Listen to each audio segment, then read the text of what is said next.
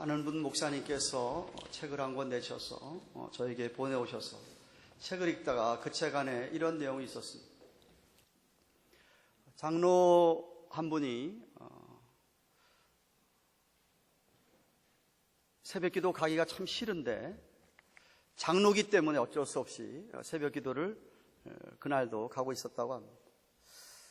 그날따라 아주 싫어서 입에서 막 불평이 나오는데 조금 늦게 일어나는 바람에 급하게 가고 있었다고 합니다. 또 장로 체면에 시간 또 늦게 가면 그것도 안 되니까 막 서둘러서 가는데 그날따라 비가 부슬부슬 오는데 신호등마다 걸리더랍니다. 신호등 설 때마다 막 불평하는 겁니다. 그러다가 아마 앞에 차가 갑자기 서는 바람에 브레이크를 밟았는데 미끄러져가지고 앞에 차 부딪힐 것 같으니까 핸들을 팍 틀었는데 틀은 게 옆에 있는 가로수를 들이받았습니다.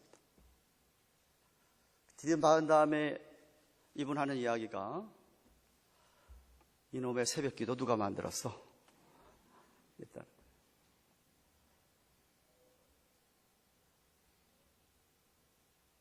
꾸며낸 이야기는 잘 모르겠습니다. 제가 지난주에 우리는 하나님의 파트너가 된다는 얘기를 했습니다.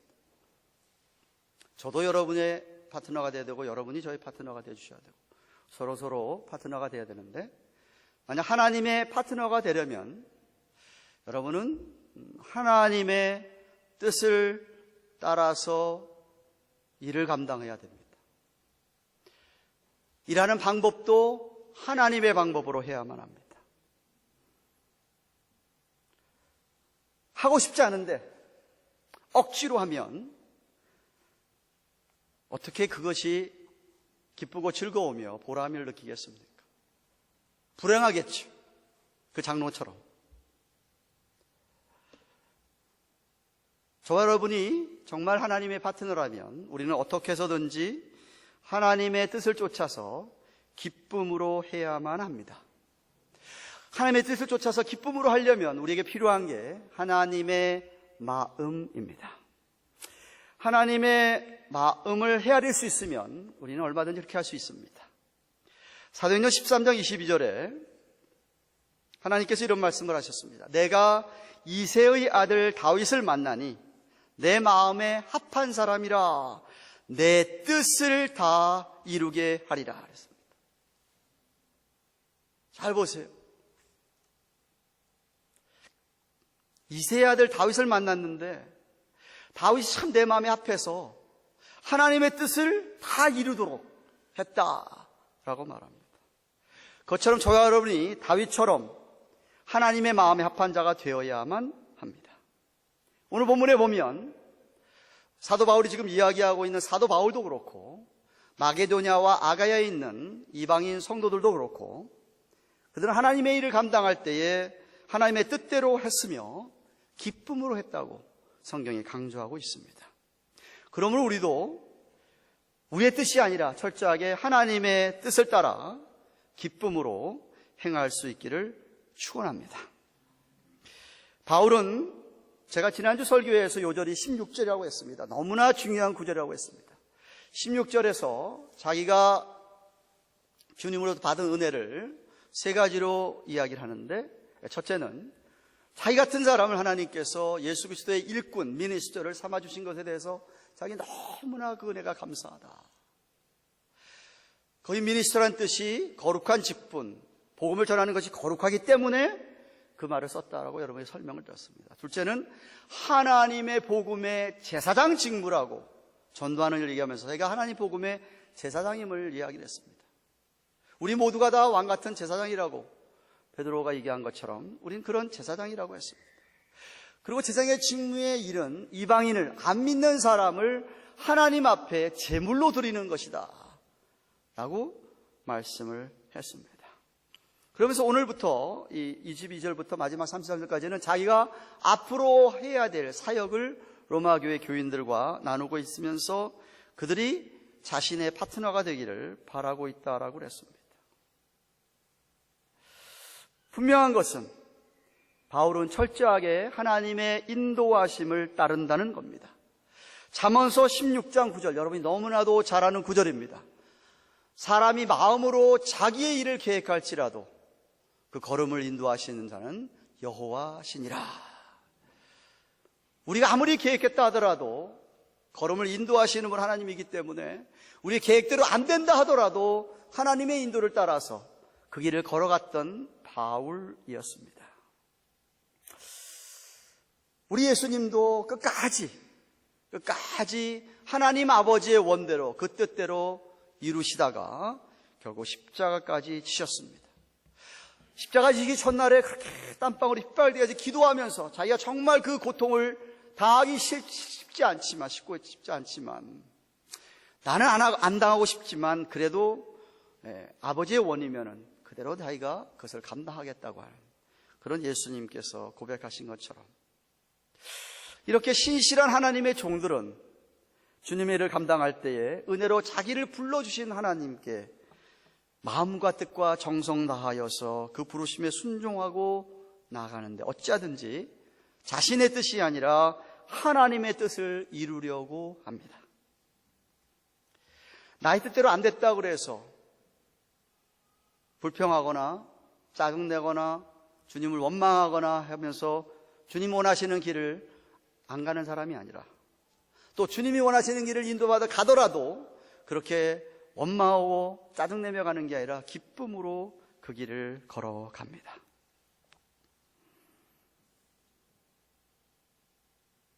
바울은 정말 로마 교회를 방문하기를 원했습니다. 그동안. 그런데 자기 뜻대로 되지 않아서 여러 번 가는 길이 막혔다라고 오늘 22절에 이야기를 합니다. 그러므로 또한 내가 너희에게 가려던 것이 여러 번 막혔더니 라고 얘기를 합니다. 들려오는 소식이 너무나 좋은 소식, 훌륭한 성도들이 있는 걸 알면 가서 교제하고 싶은 게 사도의 마음이라 가고 싶었습니다. 정말 바울이 지금 로마서를 기록할 때는 3차 전도여행 때, 3차 선교여행 때 고린도에서 로마 교회 성도들에게 편지를 쓰고 있는데 세 차례에 걸쳐서 전도여행하면서 그렇게 정말 그 로마에 가기를 원했지만 하나님이 그때마다 여러 번 그 길을 막으셔서 가지를 않았다라고 이야기를 합니다. 무슨 말입니까? 자기가 원해도 하나님의 뜻이면 그대로 받아들이고 안 간다. 그 길을 안 간다. 받아들였다는 말입니다. 그런데 지금 바울이 3차 선교행을 마치고 이제는 서바나, 오늘 번역에 서바나라고 하는 스페인을 가려고 합니다. 스페인을 가려면은 로마를 거쳐서 가야 하는 거기 때문에 그 가는 길에 로마에 들러서 너희를 정말 한번 만나서 교제하고 싶다고 이야기를 합니다. 23절, 24절 보십시오. 이제는 이 지방에 일할 곳이 없고 고린도 지역을 얘기하는 것이죠. 마게도니아 지역입니다.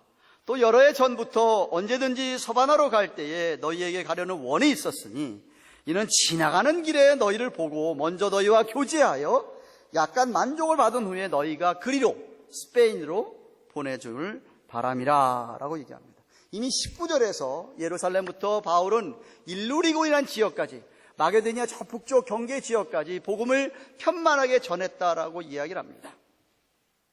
그런데 그는 거기서 그치는 것이 아니라 스페인까지 가기를 원했습니다. 당시의 사람들에게 스페인은 세상 끝이었습니다. 그 스페인 반도를 얘기하는 겁니다. 스페인, 포르투갈이 있는 그 반도를 이야기하는 건데, 거기는 그 다음에는 어떤 나라도 없는 줄로 알고 있었습니다. 그렇기 때문에 예수님께서 부활승천하시면서 예루살렘과 유대와 사마리아 땅끝까지 이르러 증인되라는 말씀을 그대로 받아들여서 바울은 땅끝인 스페인에 가기를 원했던 것이었습니다. 가는 길에 로마에 들러서 너희와 함께 좋은 교제를 갖고 너희가 거기서 스페인으로 보내주는 그런 파트너가 되었으면 좋겠다라고 이야기하는 겁니다. 오늘날도 저와 여러분이 사도는 아니지만 우리는 왕같은 제사장, 하나님의 복음의 제사장이기 때문에 우리는 우리의 이웃부터 시작을 해서 콜롬비아, 엘레카시티부터 시작해서 메릴랜드 시작을 해서 미 전역에서 그 다음에는 세계 곳곳에 우리는 복음을 전해야 될 책임이 있습니다. 정말 온 세계 지도를 펴놓고 여러분이 기도할 때마다 온 세계의 선교사들과 그곳 어느 곳에도 택자가 있음을 믿고 택자들을 위하여서 여러분이 기도하면서 선교에 동참해야만 합니다. 여러분이 직접 가시든지 아니면 정말 보내시든지 후원해야 됩니다. 우리 교회는 개척할 때부터, 제가 한 사람과 개척할 때부터 선교사님부터 도왔습니다. 정말 세계 곳곳에 선교사님들을 후원해 오고 있습니다. 매년 단기 선교도 여행도 합니다. 올해도 멕시코에 치아파스에 일주일 동안 단기 선교를 보냅니다. 함께 갈 수 있는 분들은 정말 동참하시기를 바랍니다. 만약 못 가시면 후원해 주십시오. 저는 우리가 저 아프리카 땅끝까지는 못 간다 할지라도 미국에서 가장 수월한 해외 선교라고 하면은 멕시코라고 생각을 합니다. 멕시코는 아직도 인디안들이, 수많은 인디안 부족들이 있는데 교회가 없는 곳이 많고 아직도 전해지지 않은 인디안 부족들이 많습니다.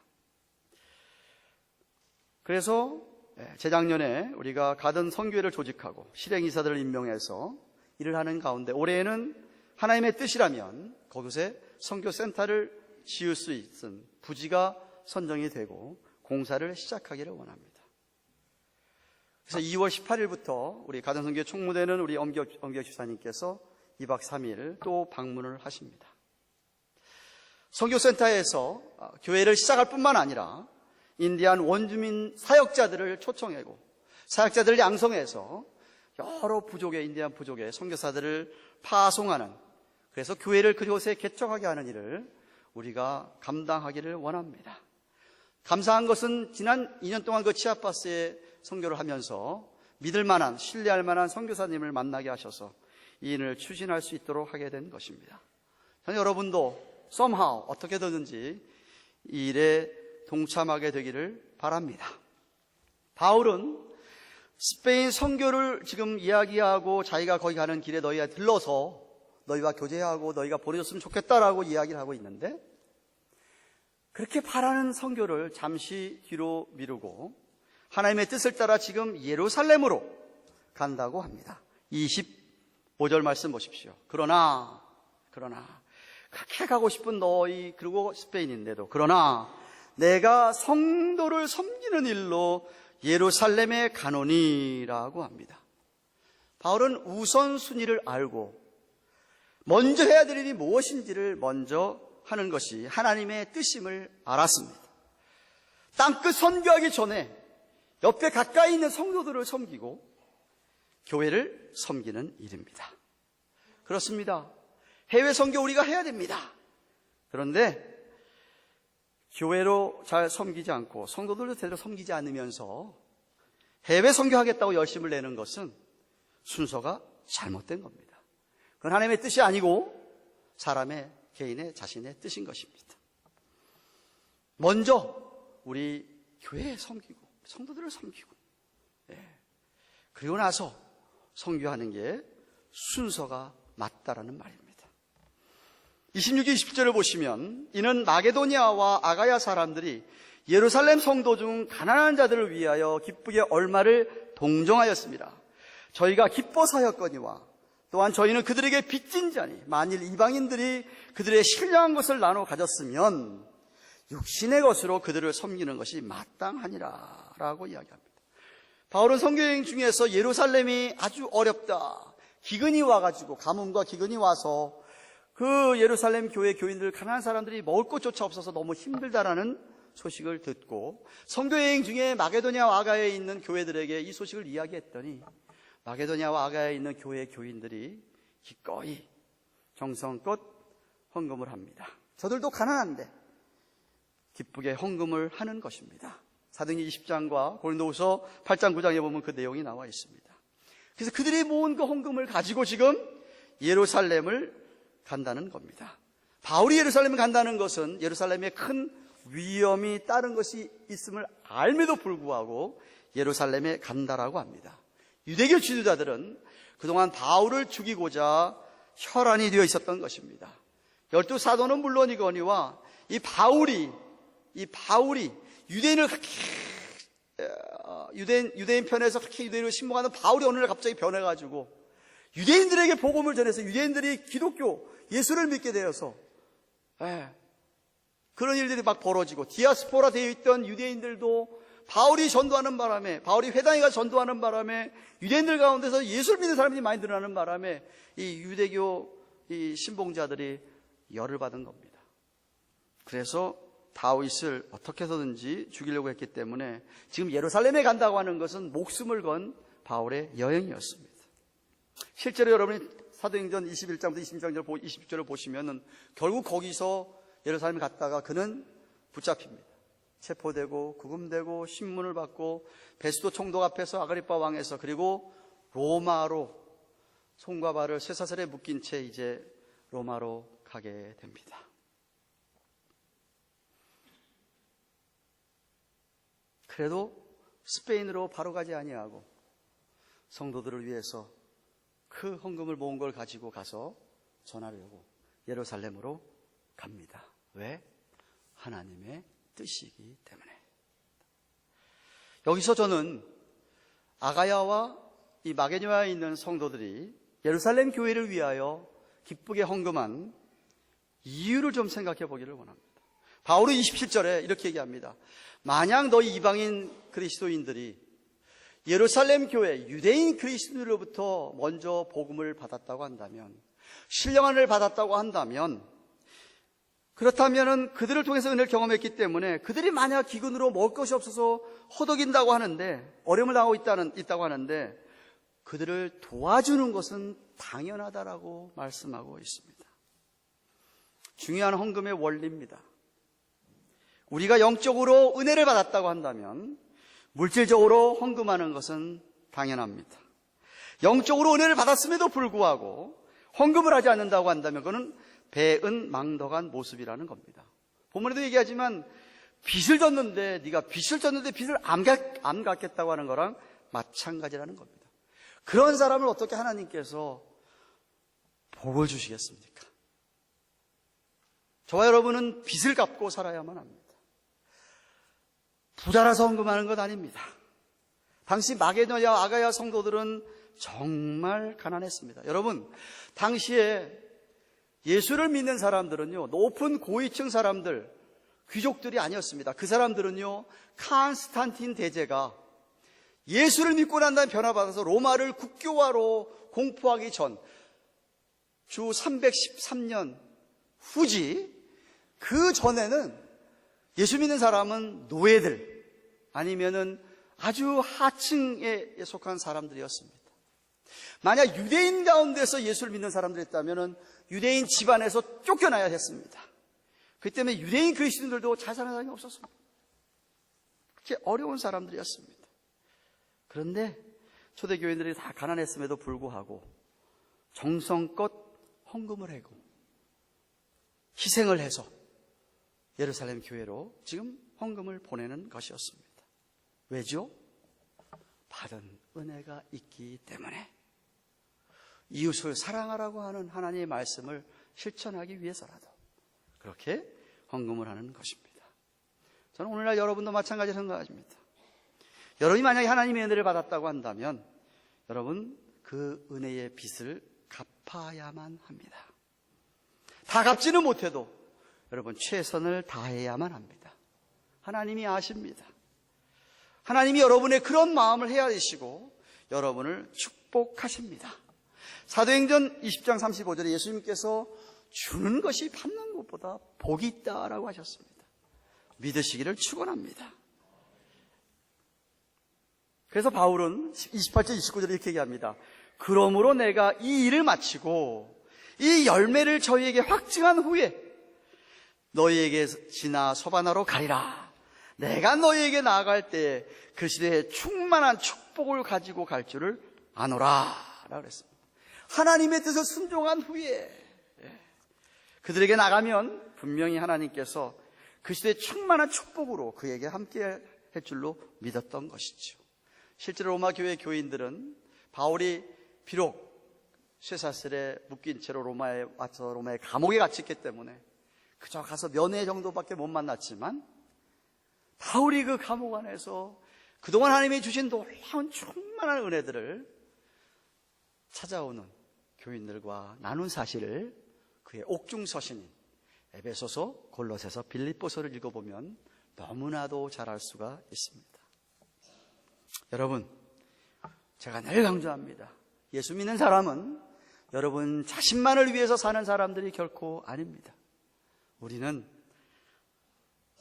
다른 사람 위하여, 먼저는 우리 가족이겠죠. 우리 교회 가족이겠죠. 교인이겠죠. 이웃을 위해서, 세계에 흩어져 있는 정말 택자들을 위해서, 잃어버린 영혼들을 위해서 우리는 살아야만 합니다. 사랑은 말로만 하는 것 아닙니다. 희생이 뒤따라야 그게 진짜 사랑이 아니겠습니까? 행함과 진실함으로 하라고 요한일서 3장 18절은 우리에게 가르쳐주고 있습니다. 은혜를 받으셨으면 은혜를 갚으십시오. 하나님께서 축복하십니다. 바울은 마지막으로 기도를 요청합니다. 30절 말씀 보십시오. 형제들아, 내가 우리 주 예수 그리스도로 말미암고 성령의 사랑으로 말미암아 너희를 권하노니 너희 기도에 나와 힘을 같이하여 나를 위하여 하나님께 빌어달라고 부탁하고 있습니다. 여기 예수 그리스도와 성령의 사랑으로라고 말이 나오는데, 이거는 우리 예수님 공생의 사역 때도 그랬고, 누가복음 22장이나 요한복음 17장에 보시면 그가 기도할 때도 늘 제 아들을 위하여 기도한 것처럼 오늘도 하나님 보좌 우편에서 우리들을 위하여 기도하시는 예수님인 줄로 믿습니다. 또 로마서 8장에 보시면 성령님도 우리가 기도하지 못할 때 말할 수 없는 탄식을 하면서 우리를 위하여 기도해 주신 것 기억하시지 않습니까? 그래서 얘기하는 겁니다. 주 예수 그리스도와 성령님의 도움으로 그렇게 힘을 같이 해서 기도해 달라고 얘기합니다. 여기 중요한 단어가 나와 힘을 같이 하라는 단어입니다. 헬라의 원어는 한 단어입니다. 순아고조마이라는 단어인데 그 단어는 두 단어로 합성 단어입니다. 순이라고 하는 함께라는 단어와 하나는 싸운다. NIV에 보니까 스트러글로 번역이 되어 있는데 strive 이런 뜻을 갖고 있습니다. 전쟁할 때 쓰는 용어입니다. 우리 함께 힘을 합해서 씨름하듯이 생명 걸고 목숨 걸고 기도해달라고 바울이 부탁하고 있는 것입니다. 기도해 보신 분들은 기도가 쉽지 않은 것을 압니다. 식사 기도는 쉽습니다. 여러분 일가면서 하나님 나 도와주세요. 그 기도 쉽습니다. 자는 사람 지켜주셔서 감사합니다. 그 기도는 쉽습니다. 하지만 진짜 여러분이 무릎을 꿇고 하나님 앞에 하나님과 깊은 교제하면서 기도하는 것은 결코 쉽지 않습니다. 왠지 아세요? 사단마귀 여러분 기도 못하게 가로막기 때문에 그렇습니다. 그래서 E.M. 바운즈라고 하는 유명한 목사님이 이렇게 얘기합니다. 기도는 레이버, 노동이다라고 그랬습니다. 레이벌이 어떤 때 사용하는 단어냐면 임산부가 해산을 가르쳐서 해산할 때, 아이를 낳을 때 힘주는 것을 레이버라고 얘기를 합니다. 그만큼 기도는 힘듭니다. 그래서 나와 힘을 같이 하라는 말은 그렇게 이거는 사단마귀가 전쟁하고 치열한 전투를 하는 것처럼 나와 힘을 합해서 나를 위해서 좀 그렇게 기도해 달라고 하는 것입니다. 그러면서 세 가지 구체적인 기도 제목을 이야기합니다. 31절 32절입니다. 나로 유대에 순종치 않은 자들에게서 구원을 받게 하고 또 예루살렘에 대한 나의 섬기는 일을 성도들이 받음직하게 하고 나로 하나님의 뜻을 좇아 기쁨으로 너희에게 나아가 너희와 함께 편히 쉬게 하라. 세 가지입니다. 첫째는 앞에 잠깐 언급했듯이 내가 지금 예루살렘 이걸 가지고 가게 되는데 거기는 하나님을 순종하지 아니하는 유대 종교의 열성분자들, 바울의 목숨을 노리고 있는 사람들로부터 내가 건짐받을 수 있도록 기도해 달라고 이야기를 합니다. 생명의 위협을 느끼고 있는 바울이었기 때문에 그렇습니다. 사도행전 20장 그 같은 문맥입니다. 20장 22절 23절에 보면 바울이 이렇게 얘기합니다. 보라, 나는 이제 심령의 매임을 받아 예루살렘으로 가는데 무슨 일을 만날지 알지 못하노라. 오직 성령이 각 성에서 내게 증거하여 각 성마다 전도할 때마다 예루살렘 가지 말라고 말리는 그리스도인들이 많았거든요. 근데 그때마다 성도들이 뭐냐면 너가 거기 가면은 결박과 환란이 기다린다고 했다 이겁니다. 사실 사도행전 23장 12절 13절에 보면 극성스러운 유대자들 가운데서 바울을 죽이기 전에는 자기는 먹지도 않겠다, 마시지도 않겠다고 결심한 열심 당원들이 40여 명이 있었습니다.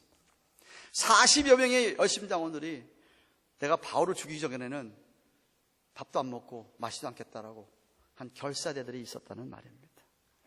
그래서 바울이 기도 부탁하는 겁니다. 그들의 손에서 나를 좀 건짐을 받도록 해달라고 기도를 요청하는 겁니다. 그렇습니다. 오늘날도 사단 마귀는 교회 지도자들을 쓰러뜨리려고 혈안이 되어 있습니다. 지난 수요일날 제가 얘기했습니다. 사탄을 신봉하는 자들이 여러분 굉장히 많습니다. 미국에. 사탄을 신봉하는 자들도 화요일이면 금식하며 기도합니다. 때때로 종종 대중 집회를 모여서 기도합니다. 사단에게 기도합니다. 뭘 기도하는지 아세요? 교회가 무너지도록, 교회 지도자들이 무너지도록 기도하고 있습니다. 그렇기 때문에 여러분의 기도가 너무나도 필요한 겁니다. 둘째는 헌금을 전달하려고 섬기는 일에 예루살렘 성도들이 그걸 좀 잘 받을 수 있도록 기도해달라고 이야기를 합니다. 혹시라도 그들의 자존심이 상하지 않도록. 유대인들은 굉장히 그 자긍심이 있었습니다. 자기들은 하나님의 선민이다라는 자긍심이 있었습니다. 예수를 믿고 나서도 그런 문화에 자랐기 때문에 그게 많이 사라졌겠습니까? 굉장한 자존심이 있었을 텐데, 아무리 찢어지게 가난하다 할지라도, 아니 우리가 어떻게 이방인들이 주는 헌금을 우리가 받겠냐 하는 그런 부류들이 있다고 한다면 이거 정말 낭패가 아니겠느냐는 이야기입니다. 그런 이야기를 들은 이방인 그리스도인들은 그 이야기를 듣고 어떻게 생각하겠느냐 이것이. 자기들 넉넉해서 헌금한 것도 아닌데 희생하면서, 자기들도 가난하지만 희생하면서 연보로 헌금을 보냈는데, 이거는 야 이방인 헌금을 안 받아 이렇게 얘기 나오면은 그 얼마나 그들은 상처를 받겠느냐는 이야기입니다. 그래서 기도를 부탁한 거예요. 저와 여러분도 그런 일 있잖아요. 좋은 일 해놓고도 욕먹는 적이 있었죠. 그죠? 없었어요? 왜 그런지 아세요? 기도 안 해서 그래요. 사단이 역사해서 그래요. 얼마나 바울이 이방인 그리스도인들과 유대인 그리스도인이 이제는 주 안에서 하나가 되었다는 걸 강조하는지 바울 서신을 읽어보세요. 얼마나 자주 나오는지 모릅니다. 그리스도 안에서 너희 하나다.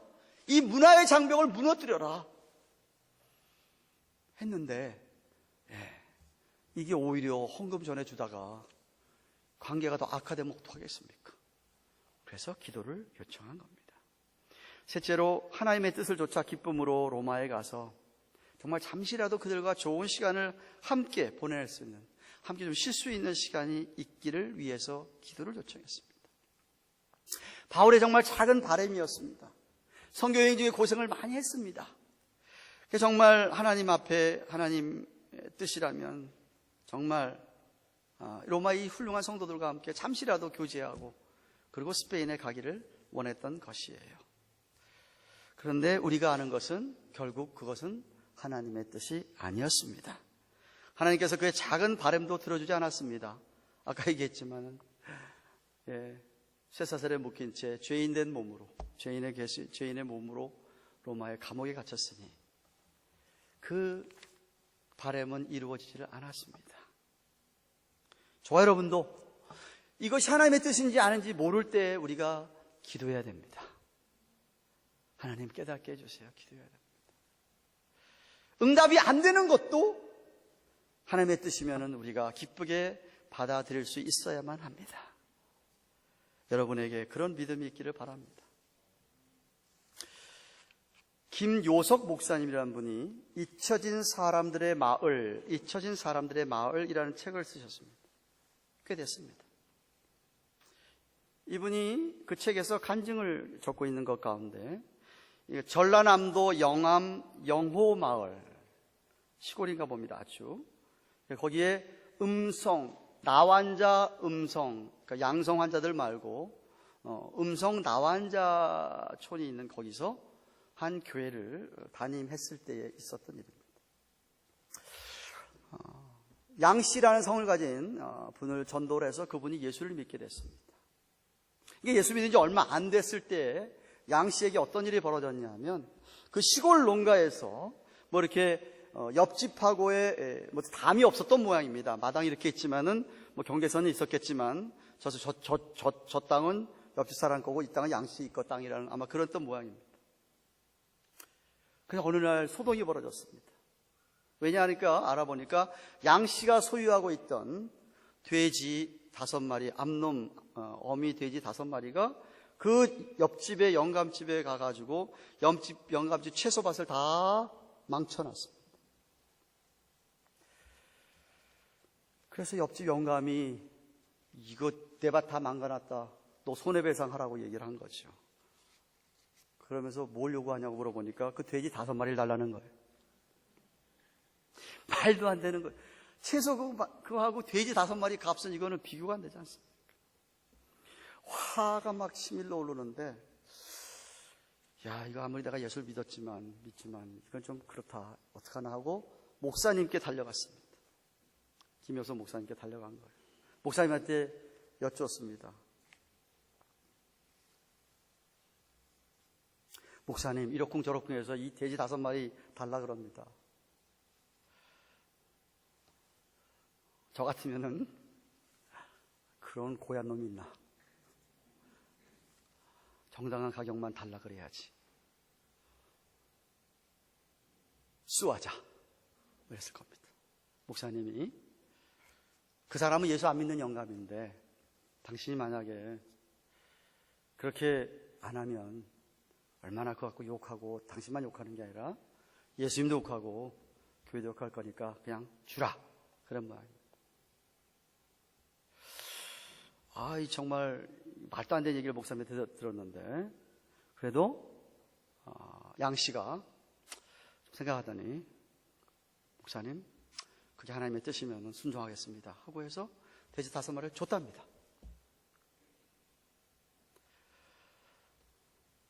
이웃 사람들이 다 놀랐습니다.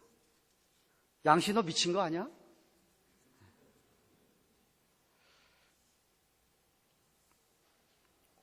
그것이 여름에 일어난 일이라고 했는데 약 석 달이 지났습니다. 가을이 됐습니다. 목사님은 그 사건을 까맣게 잊어버렸습니다. 근데 그날 낙엽이 막 곱게 물드던 어느 날 양씨가 또 막 트리를 쫓아왔습니다. 목사님 할렐루야! 뭔 일입니까? 목사님 기억하세요? 지난 여름에 있었던 일? 이번에는요 그 영감이 황소 7마리가 있었는데 황소 7마리가 자기 편에 와서 자기 밭을 다 망쳐놨습니다. 이거 하나님이 갚아주신 거 아닙니까? 땡입니다.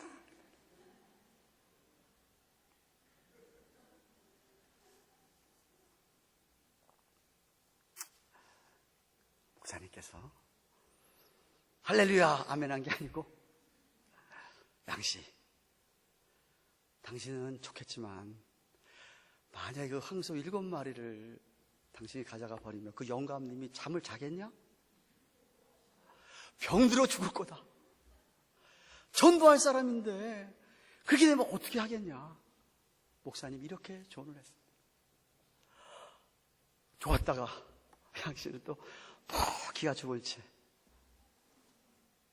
아이고 그럼 그것도 하나님의 뜻입니까? 그렇게 해야죠.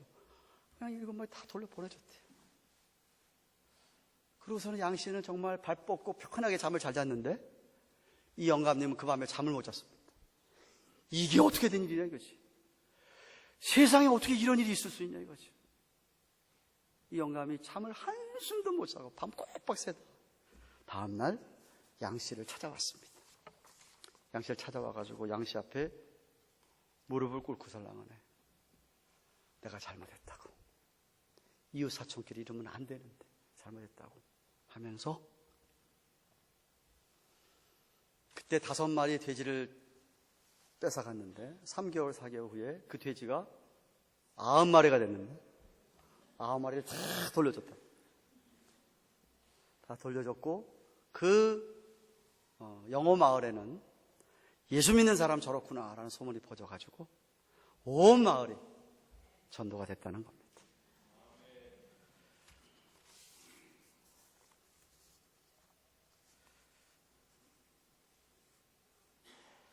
저와 여러분은 하나님의 파트너로서 정말 제가 지난주에 3가지 얘기했습니다. 좋은 파트너는 능력이 있어야 되고, 비전을 공유해야 되고, 신실해야, 믿을만 해야 된다고 얘기했습니다.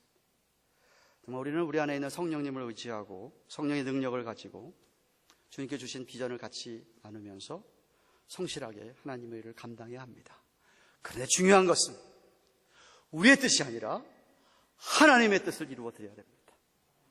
하나님의 인도하심을 받아야 되고, 우리는 철저하게 얼마든지 우리 뜻이 아니면 접어놓고 우리는 하나님의 뜻을 기쁘게 받아들이며 순종해야만 합니다. 물론 그렇게 할 때 반드시 사단 마귀가 방해 공작합니다. 분명히 어려운 일이 있고 장애물이 있을 것입니다. 그래도 우리는 소망을 가지고 주님을 생각하며 이겨 나아가야만 합니다. 예수님의 일꾼이라면, 하나님의 복음의 제사장이라면 우리는 이웃 가족과 친지와 이웃뿐만 아니라 우리는 세계 선교에도 애를 써야만 합니다. 짧은 일주일이든 여러분이 이탈을 하시고 1년을 가든 2년을 가시든 선교도 해야 합니다. 여러분 못 가시면은 선교사를 보내든지 후원하든지 하셔야만 합니다. 그러나 우선은 성도들을 섬기고 어려운 사람들을 돌보고 교회를 섬기고 그리고 우리는 선교까지 해야만 합니다. 여러분이 받은 은혜가 있다고 한다면 은혜를 갚으셔야만 합니다. 오해하지 마세요. 제가 헌금 설교 안 하는 분입니다. 안 하는 사람입니다. 성경에 오늘 헌금 얘기가 나와서 헌금하는 것 뿐입니다. 목사가 성경에 있는 이야기인데 교인들 눈치 보고 또 헌금 이야기 안 하면 그 목사 아니지 않습니까? 여러분 그런 목사 원하세요? 아니죠. 조금도 오해하지 마세요. 성경이 이야기하기 때문에 이야기하는 겁니다. 여러분의 하나님 여러분 마음 아시고 축복하십니다. 끝으로 여러분 서로 위해서 기도해 줘야 됩니다. 특별히 교회 지도자들, 목사나 교육자들이나 이 지도자들을 위해서 힘써서 기도해 주셔야 됩니다. 왜냐하면 일선에 서서 진두지휘하며 사단마귀와 싸우는 지휘관들 아닙니까? 그렇기 때문에 사단마귀가 얼마나 역사하는지는 모릅니다. 기도해 줘야 되고 특별히 또 선교사들을 위해서 여러분 기도해 주시기를 바랍니다. 하나님의 뜻대로 쓰임을 받고 그들이 하나님께 열매를 드릴 수 있기를 바랍니다. 다른 거 다 잊어버려줬습니다. 한 가지입니다. 따라하십시오. 하나님의 뜻을 쫓아 기쁨으로 얼마든지 여러분의 뜻을 내려놓고 하나님의 뜻을 쫓아서 기쁨으로 감당하는 여러분 되시기를 주님의 이름으로 축원합니다. 기도하십시다.